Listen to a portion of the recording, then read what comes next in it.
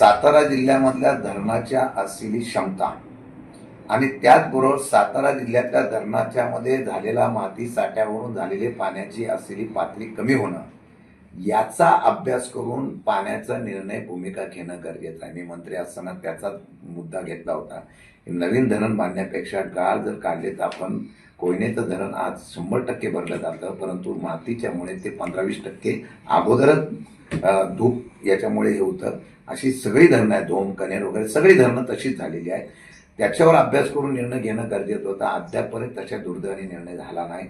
बाकीच्या ठिकाणी अनुशेष असल्यामुळे सरकारने विदर्भाच्या मराठवाड्याचा अनुशेषाचा विषय घेऊन इतर तशा प्रकारची तरतूद केली नाही. किंबहुना आपण जर बघितलं वर्षानुवर्ष असलेले आपलेले बंधारे जे आहेत, त्यानंतर आपले कॅनॉल आहेत, त्या कॅनॉलची परिस्थिती जर बघितली ती भयानक आहे.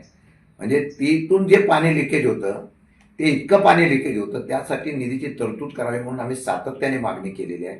पण निधी अभावी किंबहुना या सरकारच्या मध्ये निधीची क्षमता नाही, किंबहुना मराठवाडा विदर्भामध्ये फार मोठ्या प्रमाणामध्ये हा निधीचा वळणा झाल्यामुळे या कृष्णापुरेला फार निधी कमी पडलेला आहे असं माझं मत आहे.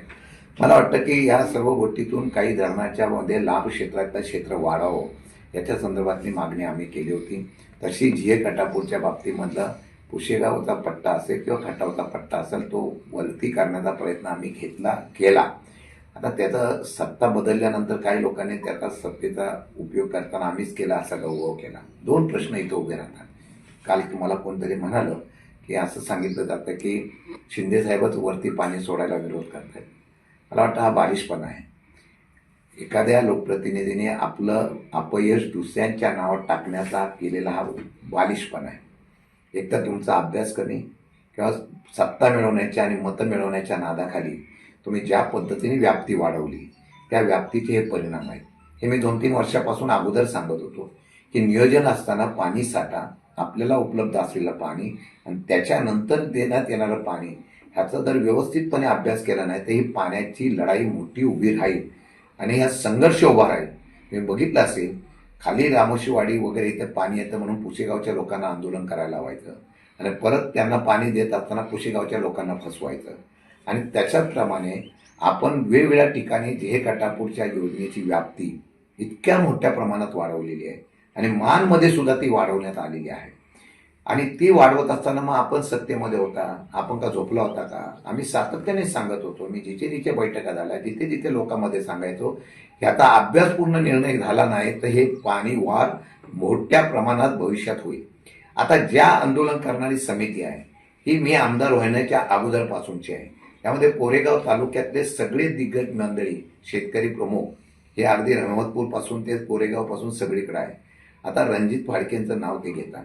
त्यांच्याबरोबर ॲडव्होकेट भोसले आहेत, त्यांच्याबरोबर कोरेगावची काही निबर्गे कंपनी पण आहे, त्यांच्याबरोबर तशाच पद्धतीने हनुमंतराव जगदाळे सुद्धा काम करत होते. हे कोणत्या पक्षाचे होते?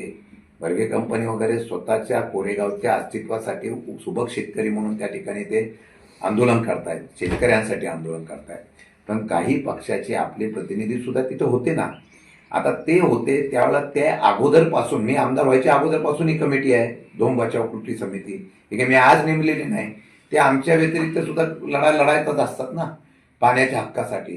त्यांचं पाणी नेऊ नये म्हणून ते लढाई करतात. त्याला शशिकांत शिंदे कधी माझा कार्यकर्ता आहे म्हणून तुमचा कार्यकर्ता म्हणून त्याला तुम्ही फूस लावले असं आरोप करणं म्हणजे हा बालिशपणा आहे.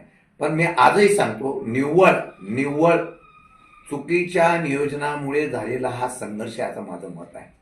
नेरमध्ये पाणी किती पडतंय त्यामध्ये वरच्या गावांना, भूतघाटातल्या आणि घाटावच्या असलेल्या गावांना पाणी मिळावं म्हणून नियोजन आम्ही केलं होतं. ते ग्रॅव्हिटीने मिळावं म्हणून आम्ही प्रयत्न केला होता. त्या व्यतिरिक्त आपण किती क्षेत्र वाढवलं एकदा जनतेला कळवून द्या. त्याच्या व्यतिरिक्त लाभ क्षेत्रात नसलेली किती क्षेत्र तुम्ही का वाढवली आणि त्याच्याच बरोबर मानमधले वाढवले तेव्हा तुम्ही का झोपला होता का? तेव्हा तुम्ही विरोध का केला नाही? आणि आता सुद्धा लोकांचा रोष काय की आम्हाला पाणी मिळालं पाहिजे. पहिलं तर ते पाणी खाली सोडलं जात आहे, कुठं जात आहे त्यांना देण्याबद्दल माझा विरोध नाही, पण तुम्ही विरोध काय केला सत्ता म्हणून? तशा पद्धतीचं वाढीव क्षेत्रामध्ये पाणी सर्रास सोडलं जातं. त्याचे बापाचे धनी तुम्ही खरे आहात. आणि म्हणून लोकांना हे कळून आलेलं आहे की फक्त मतं मिळवण्यासाठी तुला पाणी देतो म्हणून या पद्धतीने केल्याने मला आश्चर्य वाटतं. म्हणजे सरकारच्या दबावाखाली अधिकारी किती गलतनात काम करताय. म्हणजे 20 वर्ष पाणी साठा पिण्याच्या साठी राखीव केलेला कोटा सुद्धा कमी केला जातो. का तर पाणी पिण्याला वापरायलाची गरज नाही म्हणून ते पाणी वाढवून दुसरीकडे शेतीसाठी दिलं जातं. आणि गावठाण क्षेत्र वाढलं. किती वाढलं? गावठाण क्षेत्र वाढलं म्हणून ते पाणी आता शिल्लक राहत आहे. म्हणजे हा मूर्खाच्या बाजारामधला झालेला निर्णय आहे. फक्त निवडणुकीचा बाजार काढण्यासाठी, लोकांना फसवण्यासाठी क्षेत्राचं सर्वेक्षण केलं गेलं. ते ओलिताखाली आणण्याचा निर्णय घेतला. तो ओलिताखाली आणताना शिल्लक पाणी कुठलं राहिलं हे दाखवण्याचा प्रकार केलेला हा बालिशपणा आहे. आणि याचे फळ आज नाही, आम्ही 2-3 वर्षापासून ओरडत होतो. आम्हाला तुम्ही त्यावेळेला विरोध करत होता. आज नाही, त्यावेळेला त्यांना सांगत होते की आम्ही तुमचं लाभक्षेत्र वाढवलंय, शिंदेसाहेब तिथे विरोध करताय. इकडे सांगतायत त्यांनी विरोध केलाय. म्हणजे किती नाटकीपणा आहे, दुतोंडीपणा आहे. सरडा सुद्धा इतका रंग बदलत नसतो. आज तुम्ही सांगताय, माझं म्हणणं आहे तुम्ही पाप केलेलं आहे. जे खऱ्या अर्थाने लाभार्थी आहेत ना त्या शेतकऱ्यावर अन्याय केलेला आहे. आणि मला वाटतं शेतकरी आणि सगळी जनता सुज्ञ झालेली आहे. याच्या विरोधात आम्ही आवाज उठवणार, मुद्देसूद उतरणार, नियमाने उचलणार. एबीपी माझा, उघडा डोळे बघा नीट.